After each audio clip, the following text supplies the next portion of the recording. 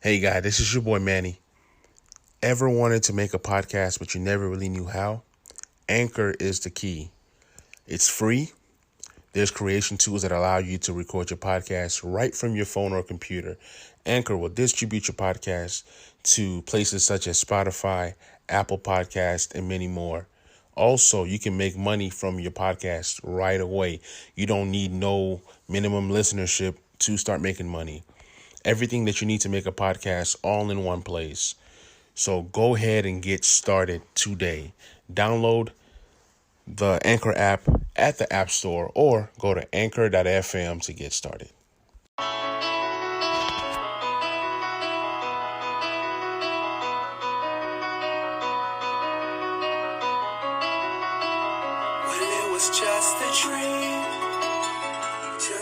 What up, y'all? Welcome to another episode of Talking Sports with Manny. And this is your host, Manny. Let's get it.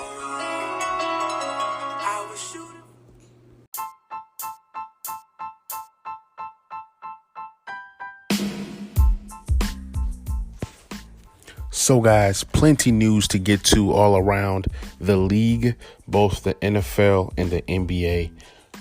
Cam Newton just signed with the New England Patriots. Congratulations to him. I think he's going to excel with the Patriots if he's fully healthy. If the back, the shoulder, the foot is all healthy, expect Cam Newton to have a great season. People forget that he's just 5 years removed from an MVP season. Now, I know that 5 years in the NFL is an eternity, and it's a long time. But what I'm trying to say is Cam Newton is a guy that can improvise and create for everybody else around him. If you look at the talent that he has to work with, Cam Newton has Julian Edelman, who is a target monster who works the middle with the best of them in the NFL and still produces. So Julian Edelman can still be a receiver that gets you 90 plus catches and about 900 to 1,000 yards. So he is that caliber of receiver, but we don't know how he's going to mesh with Cam Newton. I think that's the number one thing there. I saw a video today of Cam Newton and Mohamed Sanu meeting for the first time and working out together for the first time. First of many workouts. So Mohamed Sanu is another guy who can catch the ball. He's more of a possession receiver, while Edelman is a guy who works the inside and has great hands. Obviously, we saw that catch from the Super Bowl that Edelman made against the Atlanta Falcons. Rest in peace to the Atlanta Falcons. If there's any Atlanta Falcons fan listening to this, I'm sorry, but I'm not sorry. But anyways, we move on to N'Keal Harry. N'Keal Harry is a guy who was a first-round pick, who has a lot of potential. A lot of people are not, excited about him, especially some Patriots fans that I talked to these past few days. Some people are calling the Patriots wide receiving group one of the worst in the NFL. Julian Edelman is the number 2 wide receiver of all time in terms of yards in the playoffs. That alone can get Julian Edelman to the Hall of Fame. I know it sounds crazy, but go and look at Julian Edelman's playoff numbers. It's bananas, okay? On top of that, N'Keal Harry does have potential. He was a first-round pick, so we got to see what N'Keal Harry can do. Out of these 3 wide receivers who are the New England Patriots' top 3, one of these guys is going to be a guy. I don't know who it's going to be, but it's one of these 3 guys, okay? On top of that, do not sleep on Antonio Brown signing with the New England Patriots. I mean, it only makes sense. New England Patriots do have the best defense in the NFL. Okay? The defense is still very, very good. They didn't lose a lot on that defense. So expect that defense to be as good, if not better. That defense is going to keep them in the game. Now, with a healthy Sony Michel and a Cam Newton manning that running game with Harris there, this team is possibly the favorites in that division. Okay, they're going against Miami, the Jets, and the Buffalo Bills. Now, the Buffalo Bills do have a really good team, so it's really going to be between those two guys. But if Cam Newton is on his game, you can say that he's better than Josh Allen or on the same level at worst. That's the floor, okay? So Cam Newton to the Patriots, big news, big move in the NFL.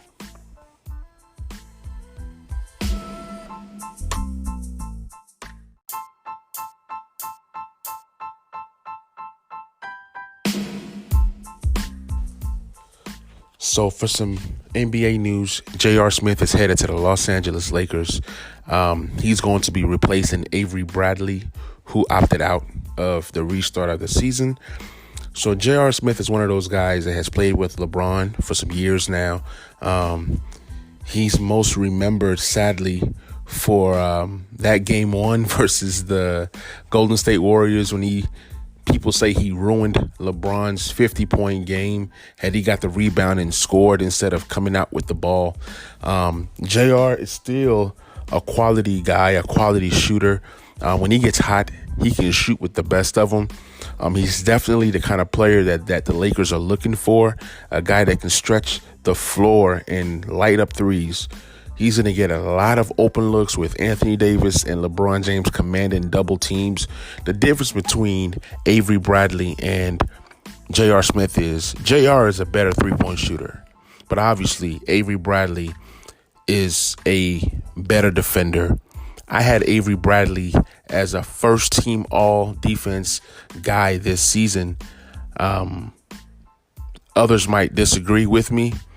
But as being a Laker fan and being somebody who have seen all the games, I've seen Avery Bradley cover some of the top guards in the NBA and have success against those guys. So Lakers are definitely going to be losing a guy that can defend, but they gain a guy that can hit threes. Just not threes, but threes in big moments.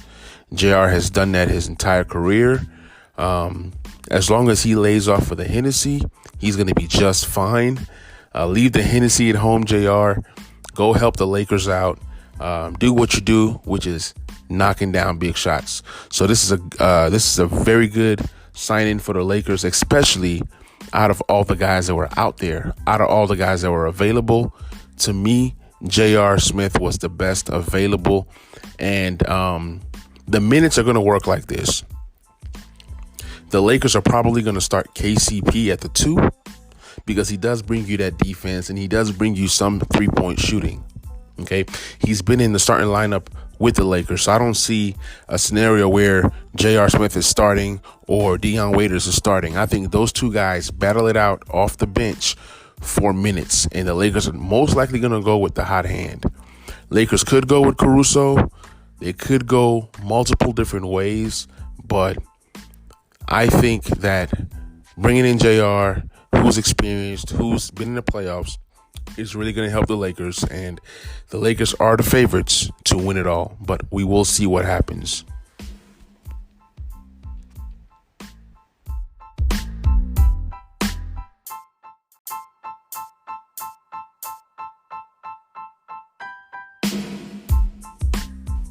Now, this news right here is big, man. Breaking news.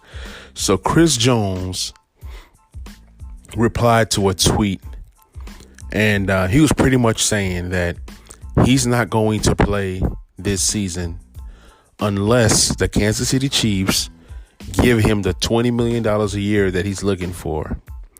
He feels like he's put in a lot of work over the years. And for you guys that don't know who Chris Jones is, he's a defensive tackle. He's 6'6", 310 pounds, monster. I talked about him in my free agent episode when I first started this podcast. But here's what Chris Jones did in 2018 with the Kansas City Chiefs. He had 40 combined tackles, 15 and a half sacks, and 1 interception.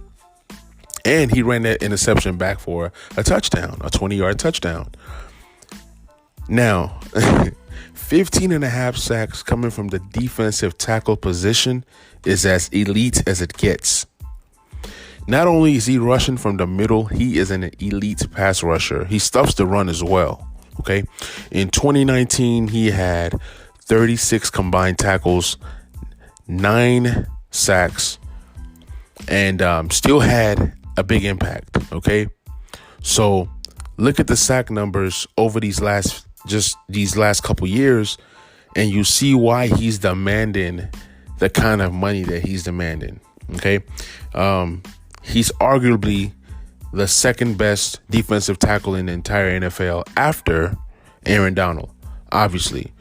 And, you can make a case for the former 49er Buckner, who's now with the Colts. And he got about, I think, $20 million or $21 million a year. So he knows his worth. And you see the Kansas City Chiefs are going to be paying Patrick Mahomes soon and some of these other players soon. This is a guy that you pay now because he is the captain of that defense. He is the guy who makes that defense what it is.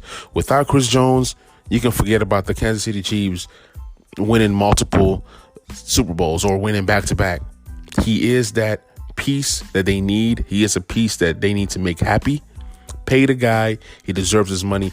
And what made this tweet so interesting was that when he tweeted, he said that he's heard from Le'Veon Bell.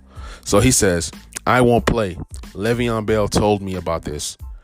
So you're taking advice from Le'Veon Bell, who sat out a whole year and got his money. Okay. But we all see that when players sit out, most recently, they've been losing on deals, not playing. So if I'm Chris Jones, play, but at the same time, get your money. So we'll see what happens. We'll see if they come to an understanding, maybe a shorter deal that gives them more money until they can really lock him up for multiple years. So this is a big one.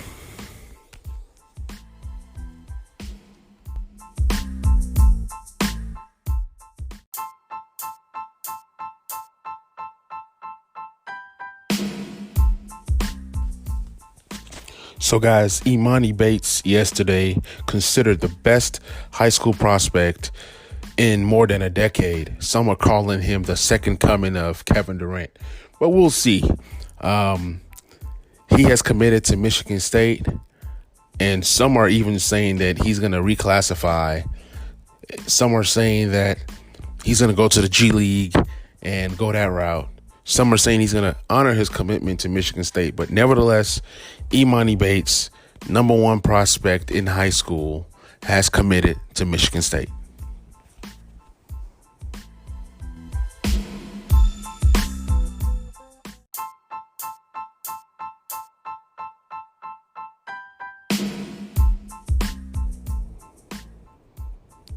June the 29th, which is yesterday, marks a decade later of LeBron James joining the Miami Heat and having that show the decision.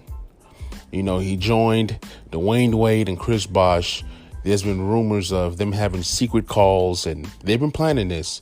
So there have even been rumors where Joakim Noah called LeBron James to recruit him to the Chicago Bulls at the time, and LeBron never returned his call because obviously LeBron knew where he wanted to go. Obviously, LeBron's Cleveland Cavaliers had the best record in the East 2 years in a row, probably the best record in the NBA. I can't remember at this point, but for some reason he just couldn't get it done with the talent that he had. So with him going to the Miami Heat, they formed a dynasty. Many thought that it wasn't fair. Pretty much he created this super team, although the Celtics did it in a different way. They brought KG and Ray Allen to the Celtics in their primes to form what people would call the first super team, and that team was able to win one championship. So when LeBron joined the Miami Heat, it was a lot of hate. I was a big LeBron fan prior to this. Once he joined the Heat, I was kind of pretty much done with him. But now that he's on my Lakers, I support him again. But anyways, and it was funny watching the pep rally that they had. He was like, we're not going to win not one, not two, not three, not four, but 5, 6, 7, 8 championships. And I remember that first year, things weren't going well for them. I was enjoying every bit of it, man. And then to watch one of my favorite players of all time, Dirk Nowitzki, beat LeBron and the Miami Heat in the finals. Oh, man. It was just so awesome. Obviously, this team went on to win 2 more championships. They went to the finals 4 years in a row and were able to beat the Spurs and that OKC Thunder team. Speaking of this OKC Thunder team, I have a guest that's coming on the show this weekend. We're going to dissect what happened to the OKC Thunder and how that team came to draft 3 MVP caliber guys. But yeah, we're going to get to that this weekend. But yesterday marks 10 years anniversary of LeBron making his decision.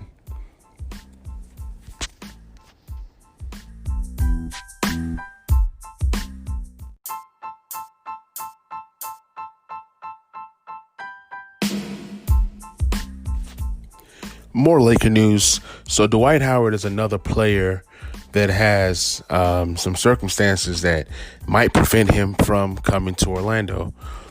He lost the mother of his children. Most recently, she passed away. So the team continued to, stay in touch with him, and the team is hopeful that he's able to join them in Orlando. So prayers up for Dwight Howard and his family. It's unfortunate what happened, but just keep him in your prayers, and hopefully he does what's best for him and his family, regardless of, his commitment to the team and his pursuit for his first NBA championship.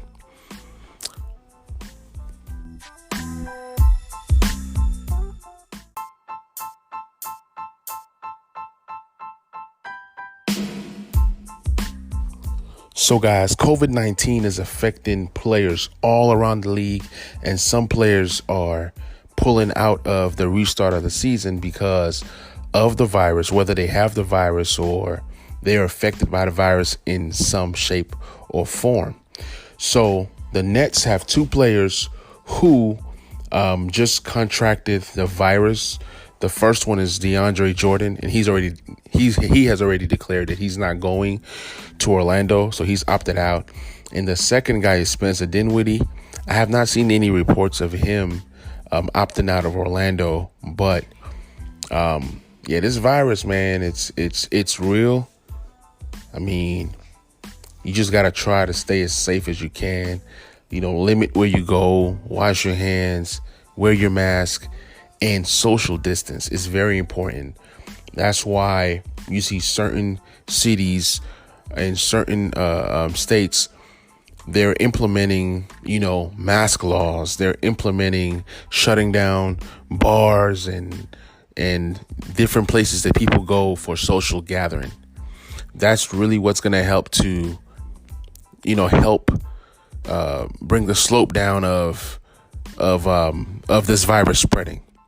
So we'll see what unfolds between now and July the 31st when the season comes back. Is a long time. So there's going to be other players who do test positive and might opt out. But like I mentioned earlier in previous podcasts, the NBA has implemented a system to where you can replace your players. There is a pool of players that are from rookie to 30-year players. Okay. From that pool, you can replace a player if a player does contract the virus and opts out, or even if players do opt out. So we'll see what happens. I hope that players stay safe, people stay safe, and practice all these different guidelines that the CDC is out here giving us to help us stay as safe as possible. So be safe, y'all.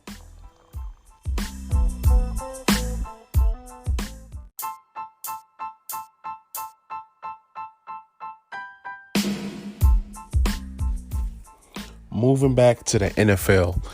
So I was talking to one of my guys, Trey Starks, a guy that I'm going to be bringing on to the show as a guest. I'm going to be having some debate shows to where we'll hit some topics, some hot topics, and just have two guys just debate it out. Best man win. Bloody battle. But anyways, so we were talking, man, and we were talking about Cam Newton's price tag, what he was able to get. And I was telling him, Cam could have gotten more money had the Panthers released him earlier. So for the fact that he's released later in free agency, there was not enough money to go around. And to be able to get $7.5 million now in this market, that's pretty good. You see what guys like Jameis Winston was able to get. So that being said, I told him a guy like Clowney, he's not about to get a lot of money, okay? Clowney played his cards wrong. He had $15 million or more on the table with several teams, and he didn't take it because he wanted that $20 million or more. But he has not produced to get that kind of money. So I don't understand why Clowney's trying to get $20 million. I get it. It's a money game. It's a business. You do what you can. But somebody should have advised him that the more he waits, the less money is available. So maybe he should have taken a 1-year deal, play that out, ball out, and then next year you try again. Okay, people try to hit free agency in 1 year because of injuries. Injuries do happen, and there's no, guaranteed money in the NFL. So I understand where Clowney and other players are coming from, but at the same time, it's a business, and owners will try to get you at a bargain. Okay, you can ask Cam, you can ask Jameis Winston, and guys like that. The longer you wait, sometimes the less money available. There are teams that have money, like the Washington Redskins, but they're not going after a Clowney. When you have that kind of defensive line, why go after Clowney? So if you look at the list of teams that do have money left, a lot of those guys are going to carry their cap into the next season and let that money roll over. Okay, I don't really understand all the rules of how that works, but just know that some of the teams that have money that are at the top 3 might not need Clowney's services, which means that now Clowney ends up taking less money than he would have been able to get on a team that might not even fit his skill set. So it'll be interesting to see where Clowney ends up. If you guys think you guys know where he's going to end up, be sure to hit me up on Twitter, DM me, tweet me out, let me know. Hashtag TSWM2020, and we can chat there. So this is going to be interesting for sure.